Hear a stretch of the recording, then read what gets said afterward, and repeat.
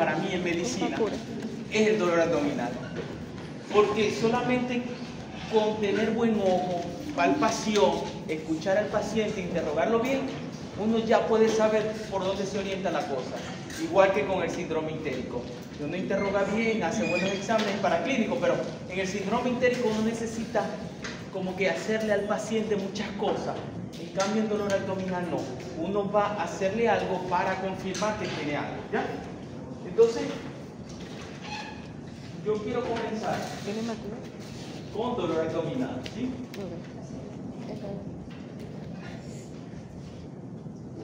Este es el ombligo. ¿Cómo dividimos del anatómico?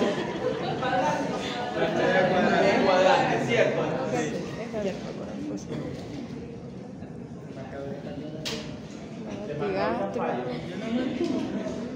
Ok, miren, una de las cosas más importantes en medicina es el dolor abdominal. ¿A quién no le ha dado un dolor abdominal? ¿A quién? O sea, lo que vamos a ver es dolor abdominal de ahora en adelante parejo.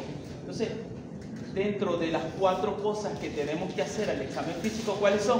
Infección, palpación, ocultación y percusión. Vamos con el primero. Infección. Infección, ¿qué más? Percusión. Palpación, ¿qué más? Ocultación. Ocultación. Ok, ocultación, ¿qué más? Percusión. Vamos a ver, vamos por orden, caballero.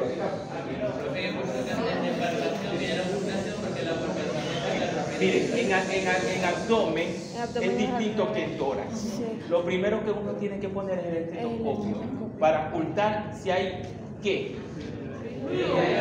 Ruidos hidroaéreos. Es normal que a una persona le crujan y le sientan, tenga ruidos hidroaéreos. Significa que está vivo, que se mueve ese intestino y que está trabajando de forma saludable.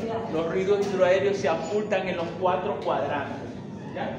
En los 4 cuadrantes se ocultan los ruidos hidroaéreos y es normal. Y se ocultan durante 1 minuto. ¿Ya? Uno debe ocultar si están aumentados, si están disminuidos. ¿Qué pasa si están disminuidos y abolidos? Parálisis gato. Un hilo paralítico, exactamente, o que una obstrucción intestinal es típico que no se oculten ruidos hidroaéreos. No, ahora en el contexto de un paciente que está obstruido, hay ausencia de evacuaciones, tiene una semana sin evacuar, no hay ruido hidroaéreo y el paciente tiene dolor abdominal de muy fuerte intensidad, ya uno ya sabe, ya uno sabe, no evacúa. Tal, le pongo, voy a confirmar, no hay ruido hidroaéreo, ¿ya? Entonces, obviamente, uno debe sospechar en que el paciente está obstruido. Tiene dolor abdominal, porque tiene que tener dolor abdominal, porque está obstruido. Tiene vómito, exactamente. ¿Qué vamos a hacer después? Estudios de imagen. Yo con una imagen ya yo puedo saber si el paciente está obstruido o no. Yo quiero que aprovechen sus teléfonos y me busquen ahí signos radiológicos de obstrucción intestinal. Me lo muestran. Ajá. Manzana mordida. No, manzana mordida es cáncer de colon. Ajá, ahí está. Pero el de moneda ya. Ajá. Que lo he visto. Ok. Y que llama Miren, hay 2 signos radiológicos típicos en una raíz. El primero son los niveles. ¿Qué son los niveles? Cuando una persona tiene una obstrucción intestinal, aparece, normalmente uno ve los gases colónicos, ¿ya? Uno ve los gases, el colon transverso se dibuja perfectamente, ¿sí? En cambio, cuando hay niveles, desaparecen esos gases colónicos y se forman niveles, ¿ya? Se forman así niveles, ¿ya? Yo espero que ustedes lo busquen para que lo veamos. Se los voy a poner en el examen, ¿oyeron?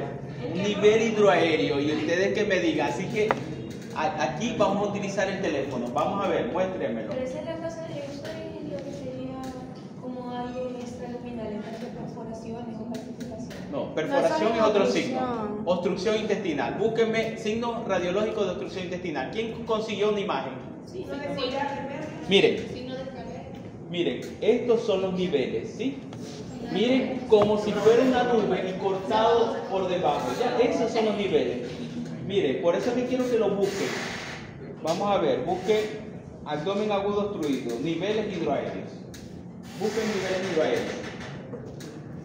Perfecto, ¿entendiste? Estos son los niveles hidroaéreos. ¿Con qué se traduce eso? Una persona que no evacúa, que tiene vómito, perfecto. Niveles hidroaéreos, ¿ves? Aquí está. ¿Quién más lo tiene? Perfecto, ese es el nivel hidroaéreo. Mira cómo perfectamente se corta y se ve una línea, ¿sí? Como si fuera cortado. Una nube perfectamente dibujada con niveles. Este paciente no debe tener ruido a la ocultación. No hay ruidos, ¿ya? Ese es otro signo radiológico. Ese es en pilas de moneda. Parece una moneda al lado de otra. Ese es el otro signo, ¿ya? Mira cómo está cortado, hay dilatación, de hecho la obstrucción es colónica, ¿sí? Hay niveles hidroaéreos. Tuyo, perfectamente, niveles hidroaéreos. ¿Quién más me muestra? Ese nivel hidroaéreo. Perfecto, ese también. No es tan perfecto como este. Ese es el pilas de moneda. Ese es el pilas de moneda.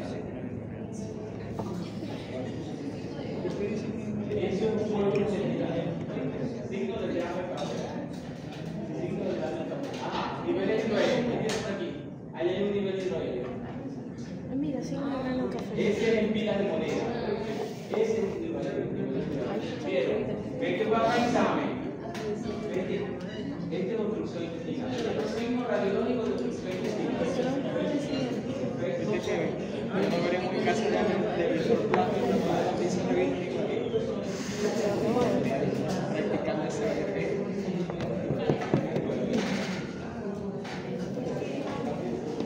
¿Y ustedes vieron percusión, auscultación, percusión en Sí. ¿Hay más? Sí, a ver, sí la vimos, solamente que no las hace. Ok, entonces, con todo esto les demuestro que no es tan difícil saber un diagnóstico, que ustedes la pueden pegar. De ahora en adelante, cuando vean una rayo X, lo miran. Está evacuando, ya esto se le graba a ustedes eso. Otra forma de ver es de pila de moneda. Muchos de ustedes me mostraron. ¿Qué es pila de moneda? Es cuando se ve que está dilatado un asa, ¿ya? Entonces se ve la forma perfectamente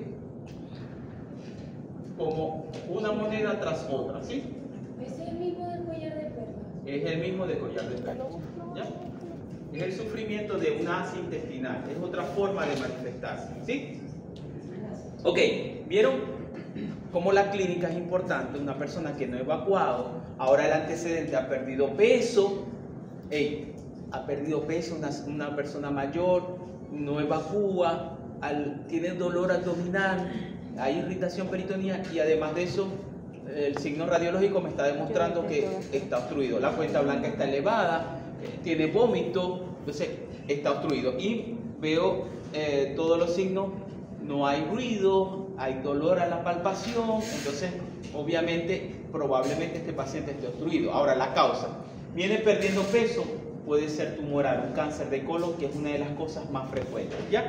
No, el paciente tiene antecedentes, la paciente tiene antecedentes cesáreas. Bueno, puede ser un síndrome adherencial, ¿ya? O tuvo una apendicitis hace mucho tiempo, puede ser un síndrome adherencial. Así sucesivamente, uno va correlacionando. Pero lo importante es que a oculto no hay ruido hidroaéreo. El antecedente importante, al examen físico hay irritación. ¿Qué es irritación peritoneal?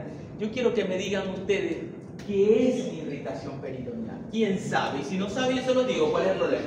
Aquí nos podemos equivocar. Aquí nos podemos equivocar. Lo importante es que, como ustedes están en aprendizaje, que vayan fijando conocimiento. Entonces, cuando yo digo que hay irritación peritoneal, ¿qué es eso, doctor? ¿Ah? Sí, o sea, sí se diagnostica o se puede decir con la palpación, pero es cuando ya el paciente, la capa peritoneal está disminuido y hay roce peritoneal. Sí, pero no. Sí, pero no. ¿Qué más? ¿Qué se le ocurre? Está perfecto, muchacha. Está bien. Yo te voy a apoyar. Vas a ver que sí estás en la idea. ¿Quién más tiene idea? ¿Quién más tiene idea que es irritación peritoneal? Doctor, yo no sé qué es irritación peritoneal. ¿Qué creen ustedes? ¿Qué se le ocurre irritación peritoneal? El peritoneo Perfecto.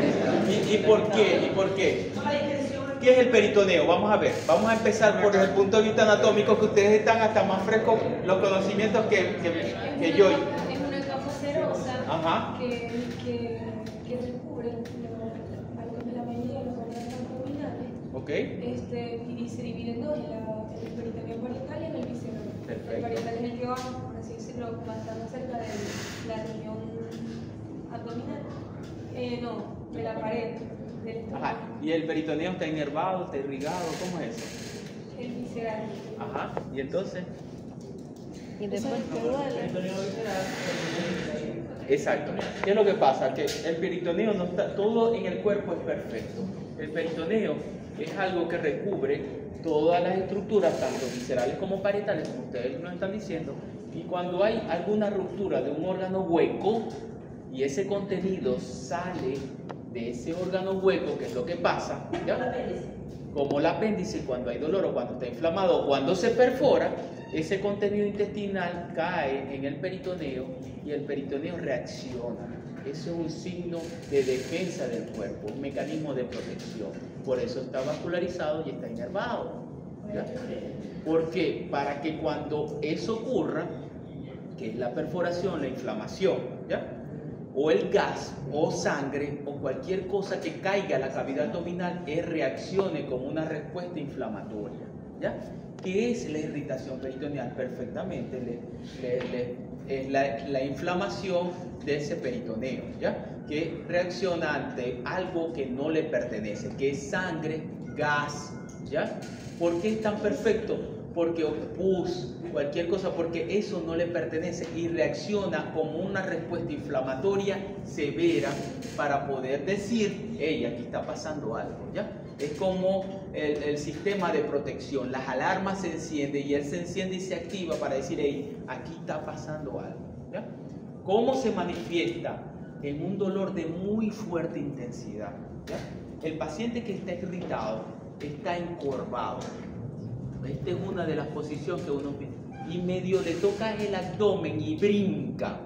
O sea, el paciente brinca de dolor, no soporta. Y sobre todo que te dice que hay irritación porque cuando presionas duele, pero cuando suelta la descompresión produce más dolor.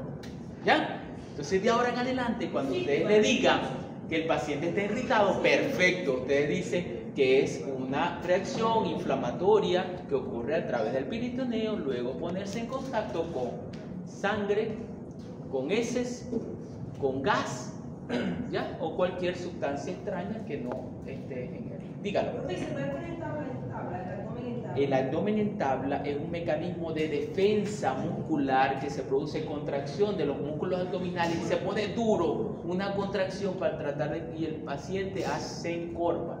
Y la irritación peritoneal no es más que dolor a la palpación profunda y descompresión abdominal por una respuesta inflamatoria que ocurre a nivel del peritoneo. ¿Sí? ¿Cómo se llama esa maniobra de? Profe, si esa no Ya sería... vamos a ver, vamos a ver. ¿Ah? Bloomberg. Ya vamos a ver, exacto. Bloomberg es la típica de apendicitis, ¿ya? Pero generalmente cuando hay irritación es eso, el paciente tiene intenso dolor por una respuesta inflamatoria del peritoneo. Perfecto, antes de sangre, pus, inflamación, todas estas cosas, ¿ya? Entonces, cuando un paciente está irritado, uno dice, aquí está complicado, ¿ya? Esto es quirúrgico, ¿ya? No hay irritación, esto es médico, ¿ya? ¿Cómo se sabe uno? Con la palpación, con el examen físico, ¿ya? Perfecto. Sí. ¿Perfecto? Sí. Ok. Ese es el abdomen agudo quirúrgico. Exacto. Esto es el abdomen agudo, es una de las cosas que uno tiene que buscar. Entonces, obviamente vamos a ir por cuadrante, a ir buscando cosas. ¿Sí? Ok. Esto se llama, ¿cómo se llama este cuadrante?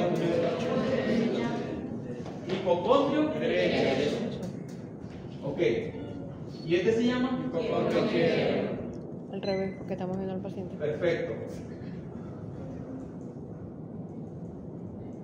¿Y esto se llama? Epigastrio. Epigastrio. Esta es esa. ¿Y esto se llama? Mesa. ¿Y esto se llama? Hipo. ¿Y esto y esto? Fosa ilíaca derecha. Fosa ilíaca izquierda. Ok, ¿y esto? Flanco derecho. Perfecto. Ey, ahora está el arte. Tengo dolor abdominal.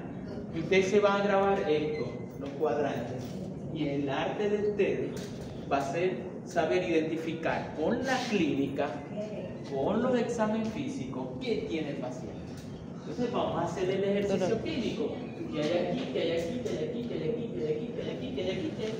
Entonces es importante decirle al paciente cuando lo interrogamos qué tiene, todas las características del dolor, cuándo comenzó el dolor, cuál es el inicio, cuál es la característica, porque dependiendo de eso va a ser el diagnóstico. Entonces en dolor abdominal es muy importante el interrogatorio, va a ser aún más el examen físico para poder orientar su diagnóstico. Entonces necesitamos saber cómo es el dolor, cuándo comenzó, si inició con si está relacionado con la ingesta de alimentos, eso es importante en gastroenterología o en la parte gastrointestinal, si tiene agravantes, si tiene periodos de acalmia, con que se calma, si ha presentado náuseas o vómito, cómo ha sido las características del vómito, si es después de comer, antes de comer o no está relacionado con eso, y sobre todo las características, si es un dolor opresivo, si es urente, porque puede ser una úlcera gástrica, si es opresivo, si es de muy fuerte intensidad, si el paciente se encorva al dolor. Todas estas cosas son sumamente, si hay evacuaciones o no hay ausencia de evacuaciones, todas estas características son importantes, ¿ya? Entonces, ¿qué hay en hipocondrio? Entonces, en el examen físico, cuando uno va orientado, ¿qué hay en hipocondrio derecho? Hígado. Y vesícula. Ok, entonces, hacia el hígado, ¿qué más? Vesícula. Vesícula, perfecto. ¿Qué más? Pequeña porción de la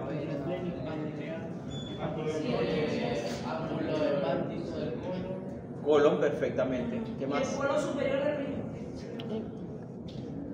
El riñón más es retroperitoneal, pero también puede tener un dolor referido allí. ¿Qué más?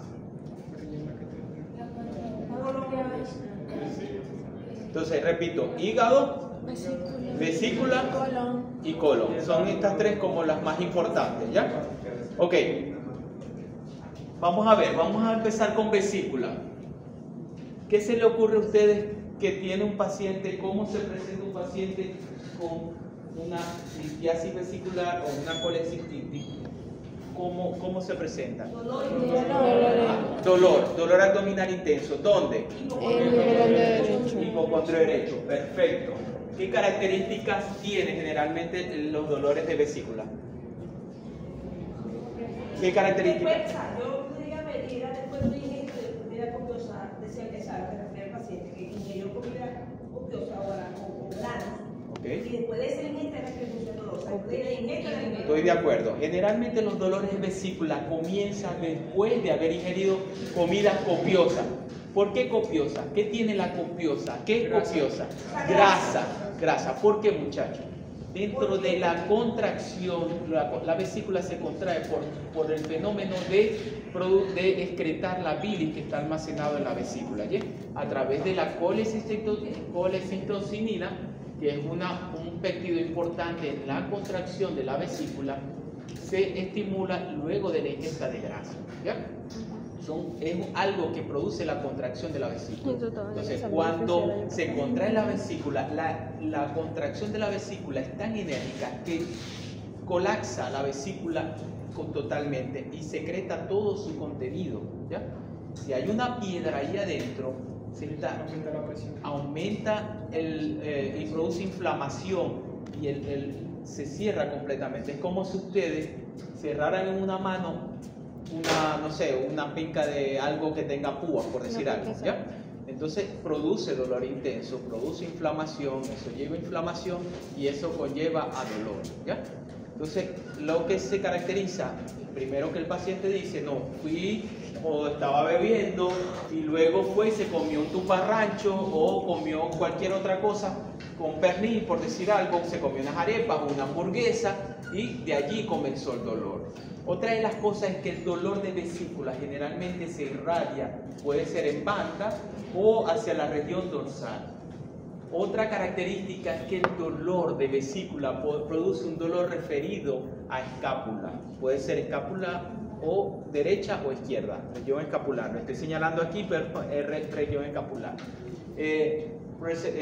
son dolores de muy fuerte intensidad, son tipo cólico, que es lo que dice el paciente, que no se calma con nada, que ya ha intentado y además de eso puede tener náuseas o vómitos. Son de los dolores más intensos en medicina. El dolor de vesícula, el cálculo o el cálculo renal-ureteral, el dolor renal, produce de muy fuerte intensidad y es comparable al dolor de parto, ¿ya? O sea, las mujeres que han tenido eso lo comparan el umbral del dolor como parir, ¿ya? Son de los dolores más intensos que hay, ¿ok? Entonces, esas son las características de dolor. Ya con esto, ¿no? El paciente me dice que comió grasa, que tiene esa característica, que es un dolor en hipocondrio de fuerte intensidad y tal. Ok, voy a examinarlo, muchachos.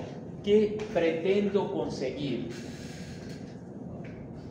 Voy a examinar al paciente. ¿Qué pretendo conseguir? Dolor a la palpación. Ictericia puede tener ictericia si el cálculo ha migrado de la vesícula al colédoco y puede tener una obstrucción de la vía biliar, como cuando vimos síndrome ictérico, y puede estar perfectamente relacionado. Puede tener litiasis vesicular, puede tener un cálculo migrado, y si el paciente está amarillo, ojo, debe tener esto. ¿Qué tenemos que hacer? Los exámenes de sangre. Tenemos que hacer un ecograma abdominal de primera línea y en segundo lugar una colangioresonancia, ¿ya?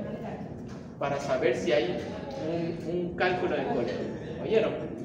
Ok, y si tiene un cálculo en el colédoco hay que hacerle una CEPRE para poder sacar el cálculo de la vía biliar y posteriormente cirugía. Ok, entonces desde el punto de vista del examen físico, ¿qué voy a buscar si yo estoy pensando en un dolor de vesícula? O que la causa sea cálculo en la vesícula. ¿Qué voy a examinar al paciente? Primero, auscultar. ¿Cómo deben estar los ruidos hidroaéreos? Presente, perfecto. Presente. ¿Está irritado o no está irritado? ¿Esperamos encontrar irritación peritoneal o no? No necesariamente tiene que haber irritación peritoneal, pero hay un signo clínico que es importante. ¿Cuál es el signo clínico importante? Signo de Murphy. ¿Qué es el signo de Murphy? Palpar, a la palpación le duele al paciente. ¿En dónde? El hipocondrio derecho. El hipocondrio derecho. Y es un dolor que se produce a la presión durante la inspiración. Y el paciente inspira y ustedes hacen presión sobre la vesícula y durante la inspiración luego baja, hacen presión sobre el diafragma y eso hace que comprima la vesícula y produce dolor. Eso es el signo de Murphy. De hecho, algunas veces pasa que pasan el traductor, por decir algo, están haciendo el ecograma y ahí pega el brinco el paciente. Es el brinco que se ocurre o el dolor de salto inmediato cuando comprimimos el hipocondrio derecho donde está ubicado la vesícula, ¿ya? Entonces, generalmente se produce dolor a la inspiración y la palpación profunda en hipocondrio derecho y el dolor es tan fuerte que produce dilatación de las pupilas, ¿saben? O sea, hay que verle hasta los ojos, porque en el momento que hace el dolor se dilata la pupila, ¿sabían eso? Búsquenlo para que vean, signo de Murphy positivo. Entonces, el signo de Murphy positivo es un signo, desde el punto de vista del examen físico, importante para corroborar que hay litiasis. Otro de los síntomas que ocurre es dolor. Puede haber, un paciente puede tener cálculo en la vesícula y expresar síntomas de dolor en epigastrio, molestia, da mucho, es más, se confunde y siempre el diagnóstico diferencial es con gastritis. No, que yo tengo es gastritis. Muchas gastritis resulta ser cálculo en la vesícula. ¿Sí? Ahora, me voy a lo más sencillo, a lo más complejo. Pienso en cálculo en la vesícula. ¿Qué voy a pedir? La de primera línea. Como les di el síndrome ictérico, un ecograma abdominal. Voy a pedir cómo van a estar las transaminasas. Pueden estar aumentadas, la fosfatasa también. ¿Ya? Puede o no tener ictericia dependiendo si hay una obstrucción de la vía biliar. Entonces, ¿qué otra cosa creen ustedes que es importante en litiasis vesicular?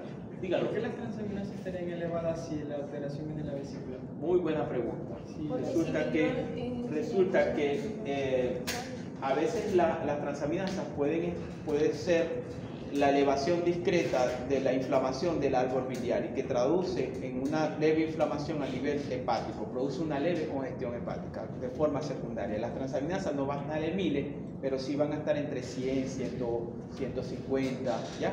O pueden estar en 60, 50, así, discretamente elevada, pero no como al rango de hepatitis, ¿ya? Pero cuando la fosfatasa alcalina generalmente sí es un indicador porque los ductos biliares producen fosfatasa y GGT, y si está inflamada la vía biliar, sí voy a conseguir que pueden estar elevados, ¿ya? Exactamente. O el perfil hepático. Se puede pedir todo el perfil hepático. Y otra cosa es que uno, cuando va a ver un ecograma de un paciente que tiene cálculo en la vesícula, uno mide cómo están las paredes de la vesícula, si están engrosadas, si hay cálculo, si hay barro biliar. Son una de las cosas que... Y si hay dilatación o no de la vía biliar cuando vimos síndrome ictérico, porque la dilatación de la vía biliar es lo que denota si hay síndrome ictérico o no. Eso es importante. De hecho, hay que escribirlo. Hay dilatación, hay cálculo, hay barro, hay contenido. ¿Cómo está esa vesícula? ¿Ya? ¿Cuál es el tratamiento de la litiasis vesicular? Ojalá y descubriéramos cómo desintegrar esos cálculos. Hasta ahora no hay. El que descubra eso se ganó el premio de la medicina. La indicación de una colecistectomía ocurre de aquí a la China. O sea, en Estados Unidos todavía hay un cálculo en la vesícula, hay que sacarlo, ¿ya? Hay que sacar la vesícula. Ok, vamos con otro de hipocondrio derecho. Hablamos de litiasis vesicular. ¿Qué más? Hepatitis. ¿Ah? Hepatitis. Miren, esa es una de las cosas importantes. El hígado, por lo general, no duele, al menos que haya aumento de volumen del hígado con distensión de la cápsula de Gleason. Pero generalmente las hepatitis no duelen, ¿ya? Cuando hay, por eso que hay dolor en hipocondrio derecho, uno piensa más en vesícula que cualquier cosa. Puede que esté aumentado de tamaño, puede que el paciente refiera una molestia, pero nunca, cuando hay hepatitis, va a haber un signo patognomónico, al menos que tenga un tumor. Y a veces uno los palpa perfectamente. Un hígado aumentado de tamaño, se palpa un tumor, perfectamente se palpa, ¿oyeron? Se palpa los tumores. Entonces, a veces hay dolor por ruptura, sobre todo en ruptura, en tumores, exposición, pero generalmente el hígado no duele cuando hay hepatitis. Lo que sí es patognomónico de dolor en hipocondrio derecho es lo que hablamos ahorita, litiasis vesicular. Profe, cuando hay, por ejemplo, ruido de timbar en niños que yo no siento dolor ahí. Pero es molestia, pero tú le examinas al paciente y nada, puede haber hepatomegalia, pero no hay un dolor que es un signo patognomónico de que no. Generalmente el hígado no duele, al menos que haya distensión de la cápsula de Gleason. ¿En qué ocurre? Ruptura, en exposición de un tumor o la presencia de un tumor. ¿Oyeron? Ok, ¿qué otra cosa había aquí? Colon. En una colitis obviamente uno puede palpar y eso se traduce, pero los dolores tipo cólico generalmente traducen o llevan el trayecto de todo el colon. Hay dolor en la palpación en todo marco colónico. O sea, ustedes palpan fosa ilíaca, hay dolor aquí, hay dolor aquí, hay dolor, siguiendo el trayecto del colon. El dolor tipo de colon generalmente es un dolor tipo cólico. El paciente presenta flatulencia, distensión abdominal, ¿ya? Aumento puede ser por gases. Generalmente el dolor de colon es timpánico, ¿ya? Es timpánico de fuerte intensidad, al menos que tenga un dolor aquí. ¿Qué es lo típico de fosa ilíaca derecha? Apendicitis. Ahora sí, díganme cómo es el dolor de apendicitis, cómo comienza. Yo creo que ustedes sí han leído algo de apendicitis, ¿cierto? Comienza en epigastrio. Comienza en epigastrio. Retrocede umbilical y después se va hacia la. Generalmente comienza aquí, en epigastrio el dolor. Luego se va a ir trasladando hasta llegar a fosa ilíaca derecha. Es un dolor que generalmente puede ser insidioso, pero también puede ser de forma abrupta. En horas el paciente evoluciona rápidamente y se localiza el dolor en fosa ilíaca derecha. Esto no es tan perfecto en la práctica clínica. Puede que tenga dolor en fosa ilíaca en flanco derecho o tenga en fosa ilíaca específicamente. Pero lo más importante es que el dolor de apendicitis en fosa ilíaca derecha. También, disculpe, lo interrumpo, es dependiendo de la disposición del apéndice. Exactamente, hay apéndices retrosecales, hay apéndices obviamente que esto ya es la práctica clínica, pero lo importante es que el paciente comenzó con dolor en horas y generalmente comienzan en epigastrio o puede comenzar en alguno de los lados, pero luego se va a localizar en fosa ilíaca derecha, ¿ya? Ajá, dígame más cosas de apendicitis, ¿qué se le ocurre? Yo les ayudo. Ok, ya vamos a hablar del examen físico, pero ¿qué dice el paciente? ¿Tenía dolor? Ok, el paciente puede tener náuseas, malestar general, no sabe lo que expresa, pero una de las características principales, y ustedes se van a acordar de esto, es que el paciente tiene dolor abdominal y dice que tiene hambre. En la mayoría de los dolores abdominales, el paciente pierde el apetito, pero en apendicitis, el paciente dice, mire, tengo como hambre. Miren, hay pacientes que tienen apendicitis y dice, se comen 3 hamburguesas. Se comió 3 hamburguesas, ese hombre no se come 3 hamburguesas, o esa muchacha no se come ni una, y se comió 2 hamburguesas. No, que me siento mal porque me comí 2 hamburguesas. 2 hamburguesas, sí, porque siento dolor, pero hambre, es una cosa extraña. Y así es la apendicitis, esa es una de las cosas características, ¿oyeron? A veces uno agarra muchas apendicitis de esa forma. Es importante que... Esa es una característica clínica de apendicitis. Da dolor abdominal, pero se localiza en fosa ilíaca, pero el paciente dice que en algunas ocasiones, que a pesar de que tiene dolor, tiene hambre. Y lo pueden buscar. Eso está descrito, eso es así. Y muchas veces, sobre todo aquellos que se inyectan, porque un paciente puede tener dolor abdominal e inyectarse porque tiene dolor o comenzó en epigastrio, le colocaron omeprazol para el dolor o cualquier otra cosa, ya enmascara el cuadro clínico. Entonces, dentro de las cosas que produce apendicitis es eso, el paciente refiere una sensación de hambre, tiene un dolor abdominal que es de fuerte intensidad, que se va incrementando y que cuando camina le molesta, ¿ya? O cuando va en el carro y cae en un hueco, le molesta, ¿sí? Sobre todo le molesta en fosa ilíaca derecha. Entonces, primero la localización, que es importante, en fosa ilíaca derecha.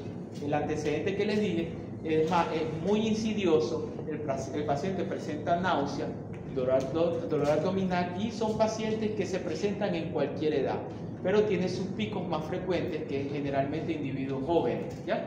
Pero cualquier persona, yo he visto, miren muchachos, viejos, 70 años con una apendicitis, jóvenes embarazadas con apendicitis, ¿oyeron? Embarazadas que han tenido que operar con apendicitis.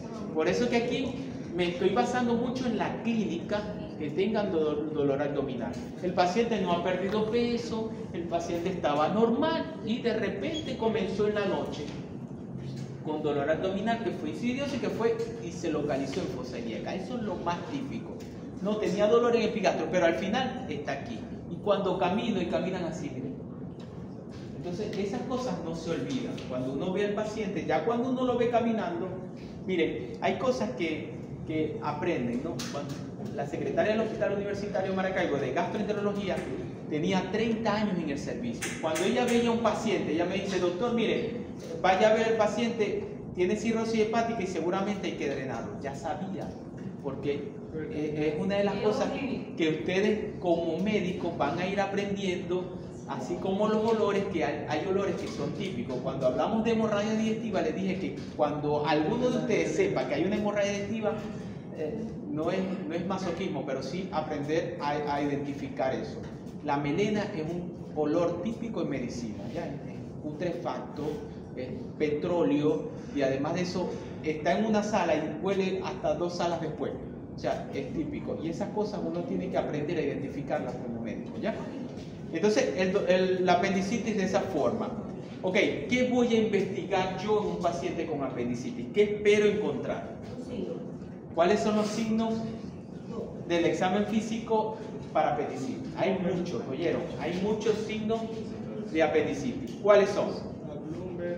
¿Cuál es el Bloomberg?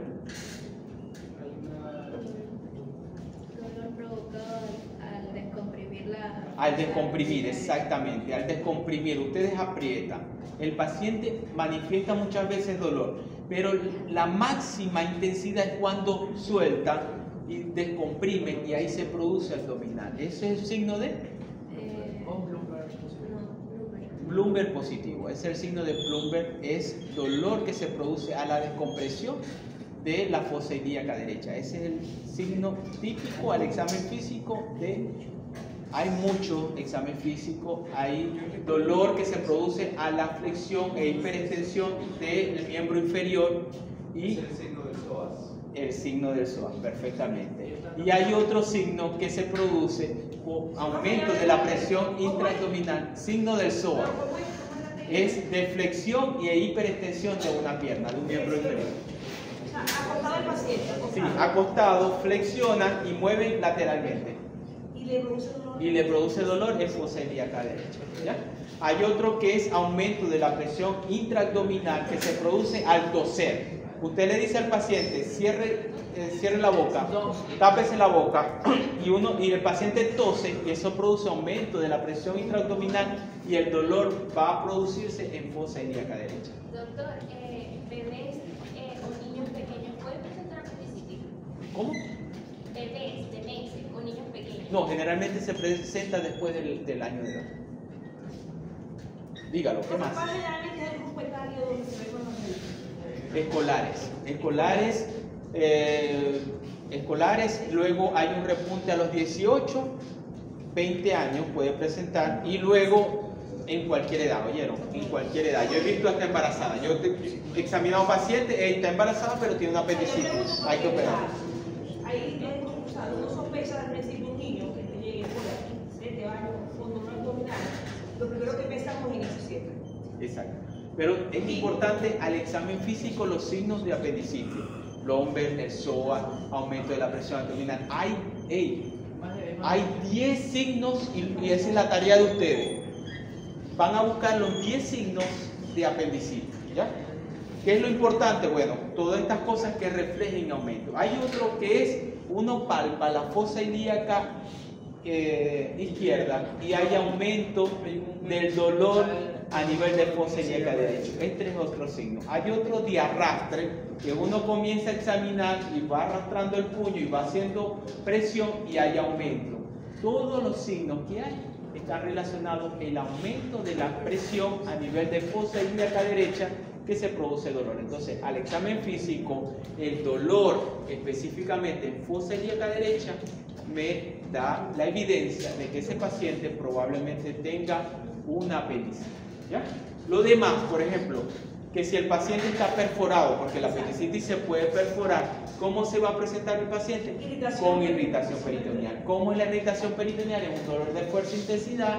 El paciente tenía eso, pero luego que tenía ese dolor, el dolor se incrementó, ya no calma con nada. El paciente tiene vómito y tiene flexión y camina pues de forma encorvada. Y al examen físico medio le tocas el abdomen y es un abdomen en tabla, no se oculta ruidos hidroaéreos y el paciente no soporta nada y el abdomen está sumamente rígido. Ese paciente probablemente esté perforado. ¿Ya? Ok, vamos con otro. En fosa ilíaca derecha. Porque fui así, ¿no? Fosa ilíaca derecha, Quiste ovárico roto. Perfectamente. Pues si es una mujer, por eso es importante saberlo, si es una mujer hay que pensar en otras cosas. Si es un hombre, obviamente solamente va a presentar apendicitis, pero si es una mujer hay que pensar en varias cosas. Número uno, hay que preguntar en qué fase de la menstruación está, ¿ya? Porque si la paciente está ovulando, puede que tenga un folículo roto, ¿ya? En estos días, muchachos, tuve la oportunidad, he tenido varios, yo a veces apoyo a un especialista en fertilidad, ¿ya? Y los especialistas en fertilidad estimulan, producen un tratamiento que induce la ovulación en las pacientes y eso hace que aumenten de tamaño los ovarios y producen muchos folículos. Esos folículos se revientan, caen a la cavidad abdominal y producen dolores abdominales intensos y pueden ser cuadros diferenciales de apendicitis, ¿ya?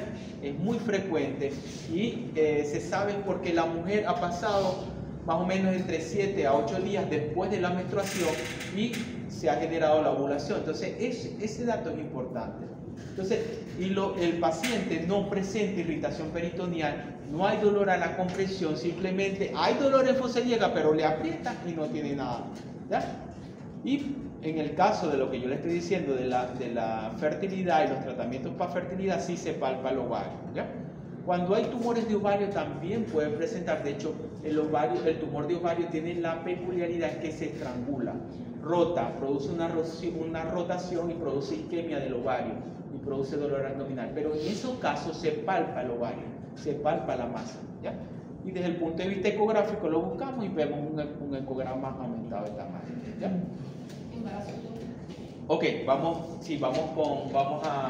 entonces, una mujer que normal, acaba de pasar la menstruación, está embarazada y ha tenido un dolor de fuerza e intensidad y que lo refiere, bien sea en fosa ilíaca derecha o izquierda, que es en hipogastrio de fuerte intensidad y que no hay signo desde el punto de vista del examen físico que nos haga sospechar de una apendicitis, uno dice, bueno, probablemente sea un folículo roto o un folículo ovárico roto que cayó a la cavidad abdominal.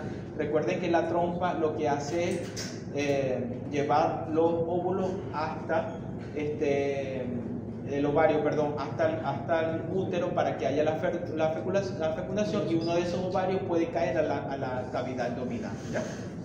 Ok, ¿qué otra cosa puede haber en fosa ilíaca derecha? Estoy de acuerdo, en un embarazo ectópico, pero los embarazos ectópicos tienen una característica. Primero, que la mujer ha tenido amenorrea, esa es una característica.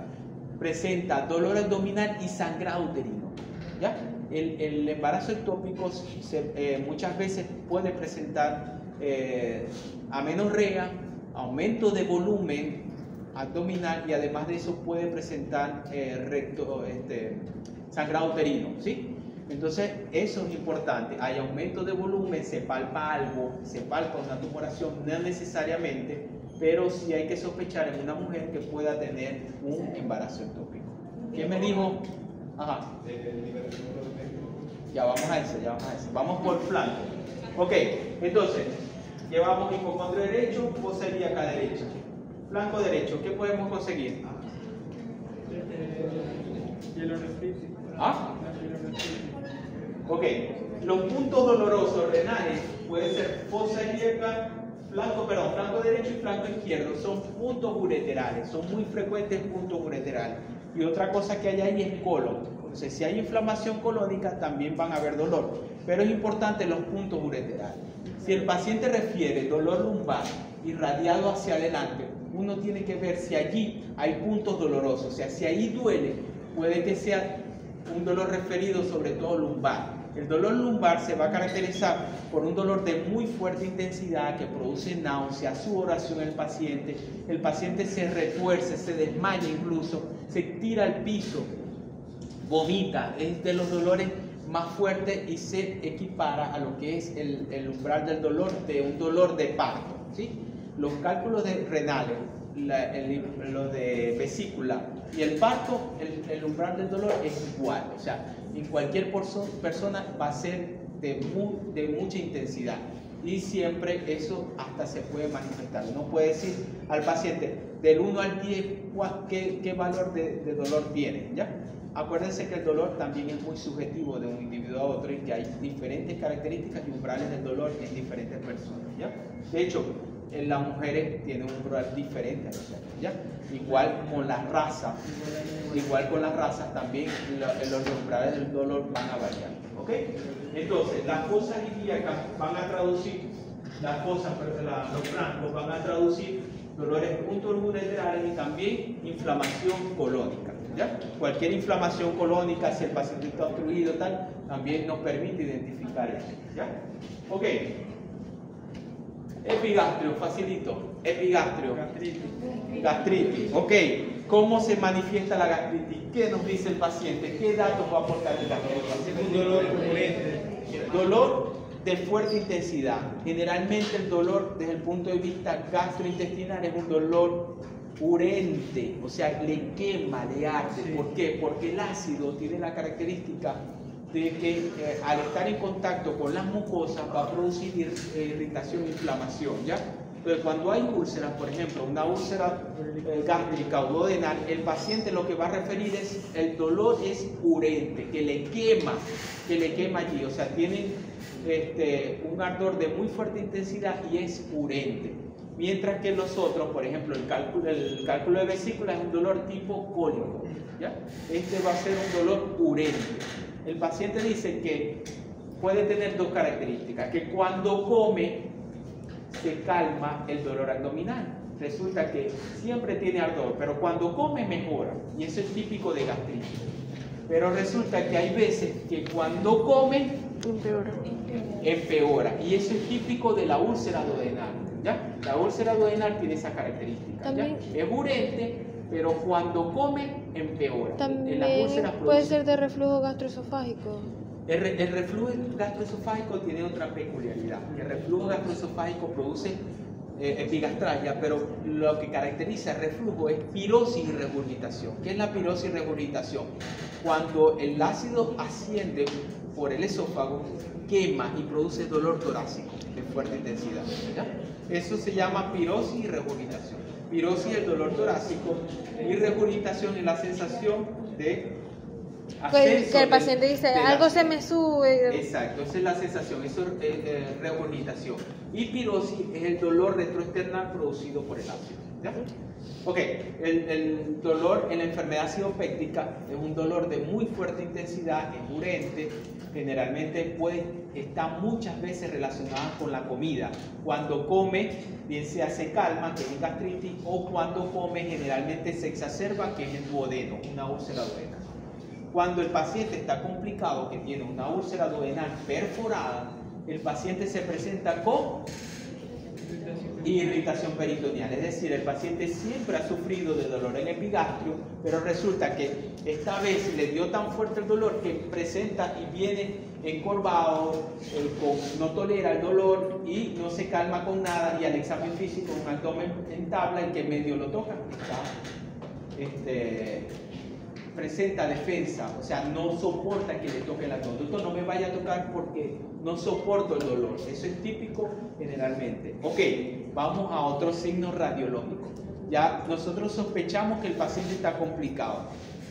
¿Cómo van a estar los pacientes con una ruptura de una víscera? ¿Cómo se va a presentar? Primero, que está irritado. Segundo, que va a haber ausencia de los ruidos hidroaéreos, al igual que el paciente obstruido. Va a haber defensa, va a haber irritación peritoneal. Entonces, puede haber timpanismo. El paciente generalmente, como tiene aire, va a haber generalmente un abdomen irritado, va a estar timpánico, ¿ya? Y nosotros sospechamos por la clínica. El paciente tenía dolor en epigastrio de muy fuerte intensidad que no se calma, tiene vómitos, náuseas, está sudoroso, y además de eso el examen físico está en tabla, presenta timpanismo y no soporta que lo toque, ¿ya? Yo lo llevo ahora, aquí estamos al otro extremo. Yo le voy a hacer unas rayos X de abdomen, porque es lo primero que voy a verificar lo que estoy sospechando, como hicimos ahorita el ejercicio clínico de la obstrucción. Ahora, ¿qué vamos a investigar? Saber si el paciente está perforado. Le vamos a hacer unas rayos X. Así que quiero que busquen en su teléfono, así como buscamos la perforación, la obstrucción, vamos a buscar signos radiológicos de perforación.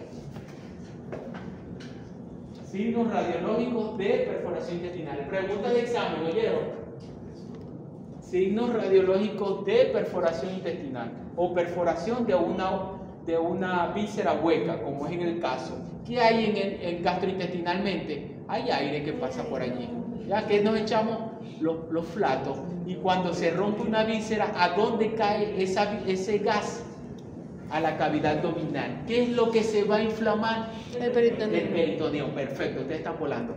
¿Y qué vamos a ver desde el punto de vista radiológico? Lo que les vamos a mostrar. Quiero que me digan, ¿qué es lo que pasa?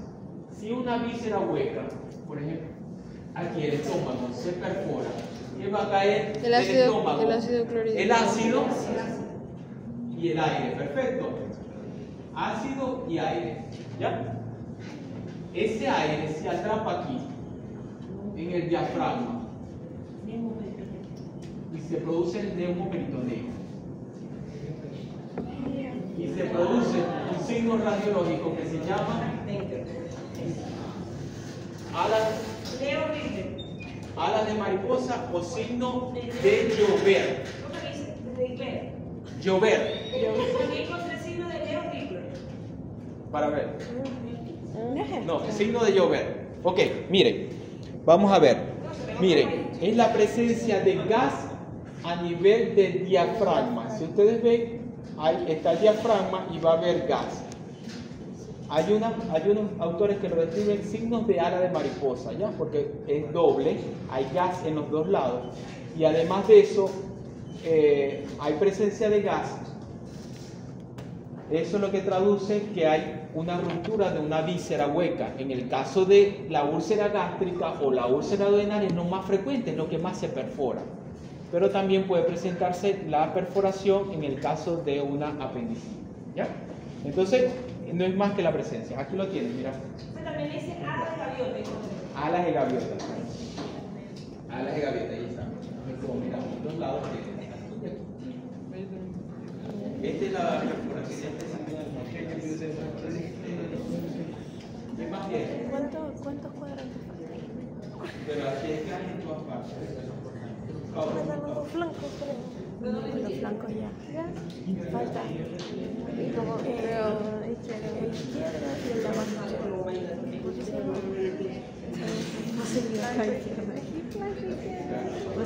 El gas se va a presentar, se va a ver Aquí es negro. vaso, cono también. Y Aquí es vaso. Y aquí será ya para adelante. Y es tipo ya rector. Rector. Descendente, rector. Un poco de rector. ¿Puedes hacerte?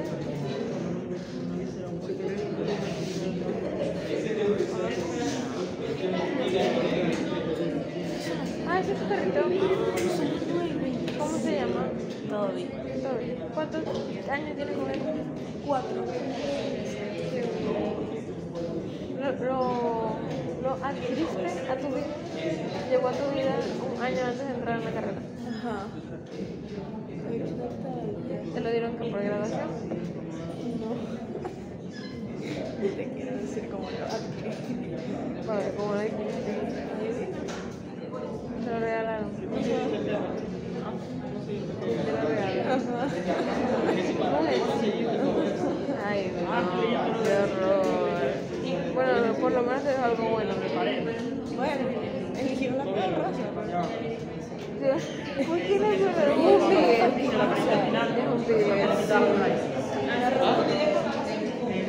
Pero es mejor que tener un golden. ¿Cómo se llama así? Porque los golden son insoportables. Creo que es la mejor raza para tener un perro de casa. Es que sí. Puede ser como Claro. una rata. No, una rata con patas.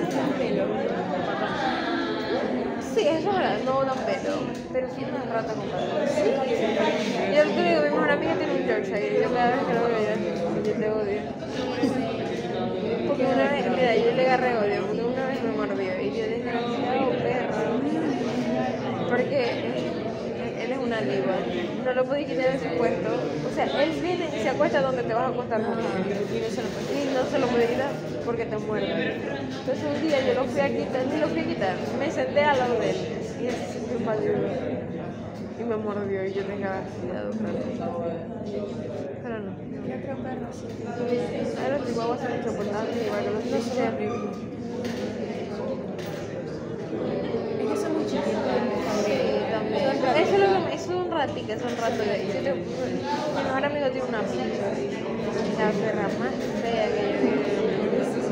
Yo le digo, esa perra fea que tenía.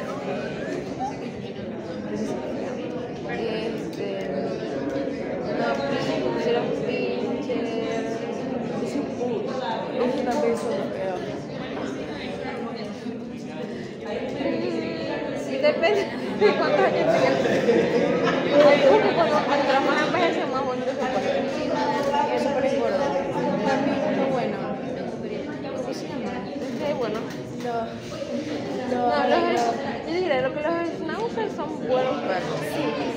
Para tener en casa, porque no joden, son así como viejitos desde que nacen, entonces. ¿Cuál es el otro? Pero que son chiquiticos, son medios, Son como medianos. tú puedes. No sé, que tampoco tiene. Ah, los son insoportables. Sí, son Mira, insoportables. Samantha, yo una de mis mejores amigas, una de mis mejores Samantha. Ajá. Samantha tiene 3. De paso de que son de cabo. Bien, profe. Entonces, bueno, vamos, hipocondrio, posería, caloflanco, epigastrio, mesogastrio. Profe, aquí también dice que se llama signo de ligamento pasiforme. Perfecto. Y signo de llover, signo de ala de mariposa, signo de gaviota. Así, Exactamente. Ok. Dolores mesogastrio. Páncreas. páncreas. Es verdad. Ok, miren, el páncreas puede dar dolor en epigastrio o puede dar en mesogastrio, pero vamos a páncreas. Perfecto, me gustó que llegáramos a páncreas. ¿Cómo es la páncreas? Miren, la pancreatitis es otro de los dolores abdominales de muy fuerte intensidad que el paciente manifiesta como un umbral muy alto. Es de las cosas más frecuentes que hay. Generalmente, al igual que la vesícula, está relacionado a la ingesta de comida copiosa, grasa. ¿Por qué? ¿Por qué se produce la pancreatitis, muchachos? Hay dos causas fundamentales. Número uno, que un cálculo salga por la vesícula, y acuérdense de la relación anatómica del páncreas. El páncreas tiene la forma como de una hoja, ¿cierto? Tiene cabeza, cuerpo y cola, ¿sí? Y todo termina aquí, ¿en dónde? En la papila, donde converge también el ducto biliar, ¿ya? En la papila, en la segunda porción del modelo, ¿cierto? ¿Ah? La papila. En la papila converge el conducto pancreático y el conducto. La ampolla de Vater o la papila es el lugar donde converge tanto el ducto pancreático como el ducto biliar. Si un cálculo viene de vesícula y migró y pasó por acá, inflama todo esto y produce pancreatitis. Entonces, una de las cosas que más produce pancreatitis es el paso del cálculo a través del ducto pancreático, ¿ya? Exactamente, allí inflama y eso produce inflamación del páncreas. Cualquier cosa que pasa por allí hace que se activen los factores inflamatorios, y acuérdense que el páncreas que produce enzimas pancreáticas para degradar las proteínas, y siempre son como prosinógenos, que una vez estando en la luz abdominal es que se activan para poder degradar las proteínas, porque son bombas que no se liberan hasta que van a explotarse, o misiles que se van a explotar a nivel de la luz abdominal. ¿Qué pasa cuando hay obstrucción del ducto pancreático? Se produce inflamación de la glándula con la liberación de todas esas hormonas. Y si esas enzimas degradan todas las proteínas, obviamente inflama todo el páncreas, y eso produce una respuesta inflamatoria severa. De hecho, de las cosas de inflamación más severas que ocurren en el cuerpo es la pancreatitis. Las pancreatitis son enfermedades graves. Generalmente un paciente que tiene pancreatitis hay que hospitalizarlo, igual que una hemorragia digestiva. Todo paciente con hemorragia digestiva hay que hospitalizarlo. Todo paciente con pancreatitis hay que hospitalizarlo, porque son enfermedades gravemente mortales, ¿ya? Un paciente con pancreatitis se puede morir, ¿ya? Porque la activación de la glándula y las consecuencias y complicaciones que va a generar pueden ser tan sencillas como tan mortales, ¿ya? El paciente que tiene pancreatitis tiene riesgo de sangrado, de anuria, de falla multiorgánica, de complicaciones respiratorias, o sea, que es un mundo de cosas, ¿ya? El dolor en pancreatitis se produce generalmente porque un cálculo de eso se contrajo de tal fuerte y tan magnitud la vesícula que salió un cálculo, pasó la ampolla de Vater, pero inflamó, puede ser, o haya quedado retenido. O sea, puede ser que haya quedado aquí y produce ictericia, entonces el paciente puede estar amarillo, tener dolor abdominal de las características de pancreatitis, ¿ya? y manifestar la pancreatitis como tal. Entonces, el paciente, las características, lo que refiere el paciente, primero que comió, segundo que el dolor es de fuerte intensidad, es en epigastrio, ya no es urente, sino que el paciente dice que es punzante, que es perenne, no se calma con nada. Es irradiado en banda, desde ambos hipocondrios hasta la región dorsal, ¿ya? Por eso que es en banda o en cinturón, no se calma con nada, de muy fuerte intensidad, ¿ya? Presenta náuseas y vómitos. De hecho, la pancreatitis se caracteriza porque el paciente presenta náuseas y vómitos, es lo típico, y los vómitos generalmente son biliosos. O sea, son biliosos y son abundantes. No deja de vomitar. Desde que llegó, doctor, mira, ya hay un paciente en cubículo tal. El paciente se comió un tumbarrancho. Y desde ahí comenzó con el dolor. El dolor no ha mejorado. Se irradia en banda. Presenta vómitos. Se encorva. No soporta. No se calma con nada. Y además de eso, no ha parado de vomitar. Eso es lo típico de la pancreatitis. No deja de vomitar. Entonces, pancreatitis, dolor abdominal y vómito, piensen en pancreatitis. Y dolor en banda, y el dolor, el vómito es bilioso. Ya no vomita comida, lo que vomita es pura bilis. Eso es típico de pancreatitis. ¿Ya? Al examen físico no hay un signo claro de irritación, pero la clínica es típica. Repito, dolor abdominal y vómito bilioso. Eso es típico de pancreatitis.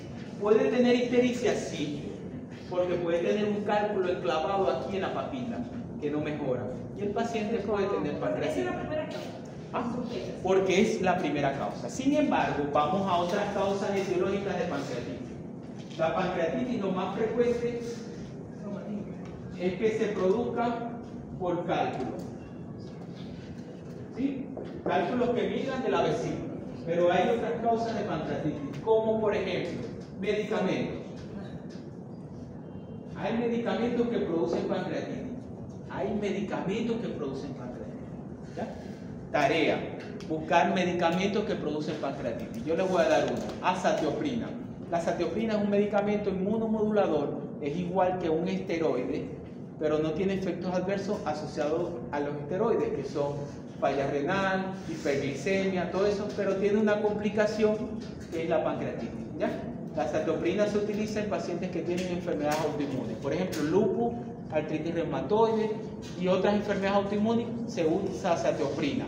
Como son enfermedades crónicas, uno le coloca el inmunomodulador o inmunosupresor a esos pacientes, pero el efecto adverso es que puede tener pancreatitis. Sin embargo, la pancreatitis es como si tiene la predisposición, o sea, no todo el mundo que tome azatioprina le va a producir pancreatitis, ¿ya? Tiene que tener como una predisposición, ¿ya? Y usamos azatioprina en muchas enfermedades. Por ejemplo, en la hepatitis autoinmune se utiliza azatioprina. Entonces, es una de las complicaciones, los medicamentos que producen complicaciones. Hay muchos medicamentos, hay una lista enorme de medicamentos que producen pancreatitis. ¿Ya? Ok, cálculo. Medicamentos. Tumores. Los tumores de páncreas se presentan como pancreatitis. ¿Ya? Muchos tumores de páncreas se presentan como pancreatitis. Otro, traumas abdominales. Traumas abdominales, ¿ya? Entonces son varios agentes etiológicos, pero ¿cuál es lo más frecuente? Cálculo. Cálculo es lo más frecuente, dígalo. Yo no le di un caso que pues, es importante porque fue un traumatismo, pero no fue de él. Yo tuve un traumatismo, o sea, por traumatismo, fue un accidente de auto, él se golpeó por el volante.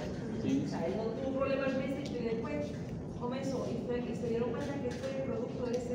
Claro, por supuesto. O sea, es una pancreatitis. Ok, lo más importante es la clínica en pancreatitis, saber cuál es la característica: dolor en banda, que hubo un precipitante, el dolor de banda, vómitos es muy importante, biliosos, esa es otra palabra. Puede salir así un caso clínico, el paciente que presenta dolor de tal. Ok, ¿qué voy a hacer yo? ¿Qué voy a orientarlo? Ustedes están en la rural. Ajá, ¿qué voy a pedirle? ¿Qué voy a hacer? Como en las perforaciones y las obstrucciones, le dije rayos X. Aquí, ¿qué voy a pedir? Si estamos en el programa, Hidratarlo y darle Ok. trasladarlo a un hospital. Perfecto. Pero nosotros dentro del diagnóstico vamos a establecer algunas cosas. Primero que vamos a pedir, el diagnóstico se hace por clínica, por el examen de los paraclínicos. ¿Cómo voy a demostrar? Ustedes tienen que aprender que uno no pide exámenes porque por pedirlo, sino para demostrar. Y más en la Venezuela que estamos, tenemos que ser muy conscientes de lo que vamos a pedir. En medicina hay un mensaje que les doy. Los paraclínicos son para confirmar lo que yo estoy sospechando. Entonces, fíjense que yo le he dado puros diagnósticos sindromáticos, que uno tiene que pensar en lo grande, en todas las causas, y ser como que, bueno, con esto yo voy a descartar esto y voy a excluir otras cosas. Entonces, ¿qué debo pedir en un paciente con pancreatitis o que sospecho pancreatitis? Voy a pedir en primera línea un ecograma, que siempre hay en el hospital. Voy a pedir una hematología completa, puedo pedir las transaminasas, la bilirrubina, porque está relacionado a ictericia. Y voy a pedir amilasa y lipasa, ¿ya? La amilasa y la lipasa, ¿por qué pido esto? La amilasa es una enzima, ¿cierto? Sí. La amilasa se produce ¿dónde? En las glándulas salivales y a nivel del páncreas, ¿sí? La alfa-amilasa se produce en saliva, ¿cierto? Ok, y la otra es la amilasa pancreática propiamente dicho. La amilasa no es tan específica, ¿ya? De hecho, cuando hay casos de perforación, obstrucción, cuando hay casos de anuria, o sea, los pacientes renales tienen hiperamilasemia, pueden tener amilasas elevadas. Sin embargo, en el contexto de un paciente que tiene dolor abdominal de esa característica y tiene amilasas elevadas, uno dice, hey, no, es una pancreatitis. Y generalmente la amilasa es como pasa con las transaminasas en la hepatitis. Tiene que elevarse 3 veces por encima del valor normal. Entonces, uno dice que un paciente tiene pancreatitis cuando la amilasa está por encima de 1000, mayor de 1000. ¿Ya? Es más específico la lipasa, porque la lipasa solamente se produce en el páncreas. Pero pasa mucho con lo que es las enzimas troponina y CKMB. Entonces la CKMB es menos inespecífica y las troponinas son más específicas en el caso de infarto. Pasa igual lo de esto. Entonces ellas tienen una duración. Entonces la lipasa es más específica, ¿ya? Pero tiene un periodo de duración de la producción de estas enzimas. Entonces ambas se deben elevar por encima de 1000 para hacer diagnóstico. Tiene dolor abdominal, le dicen las amilasas lipasa están por encima de 1000, eso es una pancreatitis, ¿ya?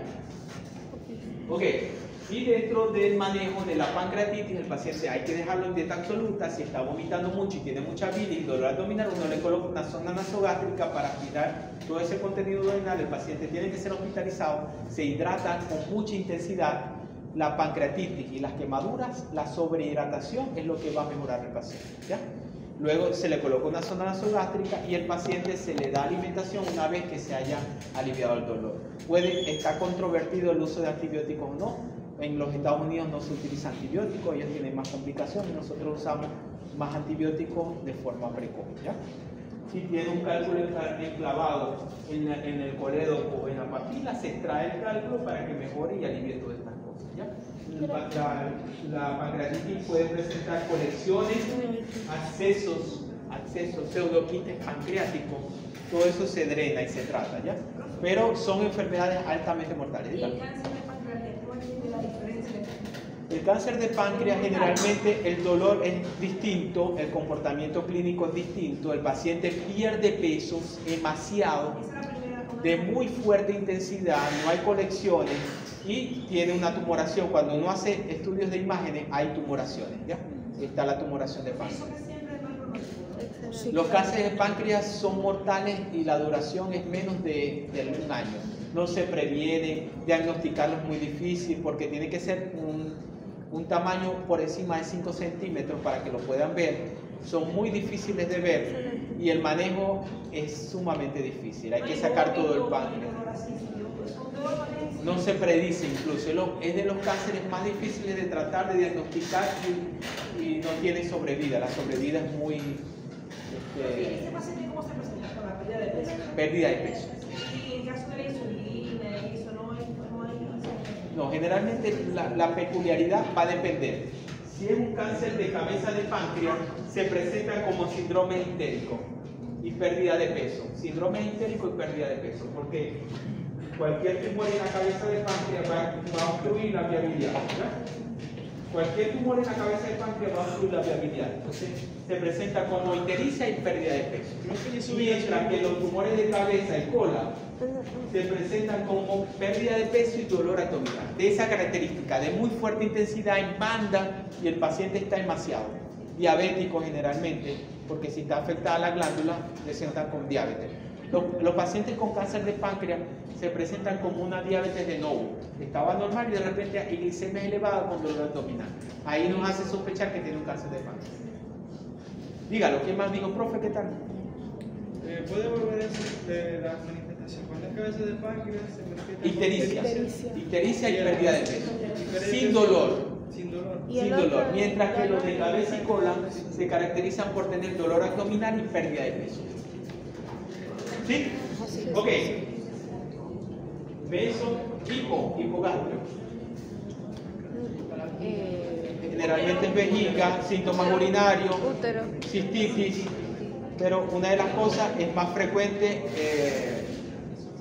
si hay un problema urológico va a haber obviamente dolor allí, y el paciente presenta manifestaciones, disuria o ardor al orinar, alteraciones a nivel de vejiga, sangrado, todas esas cosas, pero uno más, pero es importante que sepan que si es una mujer y es en hipogastrio, hay que ver si es un útero grávido, si hay una ruptura uterina o cualquier otra cosa. Pensar siempre, dependiendo del hombre o la mujer, si es vejiga o si es útero, ¿no?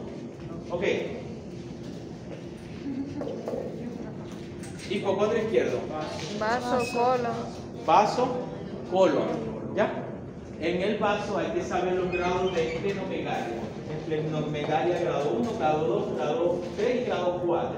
3 y 4 que sobrepasan el ombligo, ¿no? Si hay esplenomegalia, entonces pensar en un cuadro hematológico. Generalmente cuando hay esplenomegalia y esas cosas hematológicas no se presenta dolor abdominal, puede estar relacionado con cirrosis hepática que se produce esplenomegalia, y los cuadros hematológicos están relacionados con esplenomegalia, ¿ya? Pero algo típico así de urgencia en hipocondrio izquierdo, muy raro, al menos que sea colon. O un trauma a nivel esplénico. Exactamente. Ok, fosa ilíaca izquierda. Ya para terminar, fosa ilíaca izquierda. Izquierda. Recto.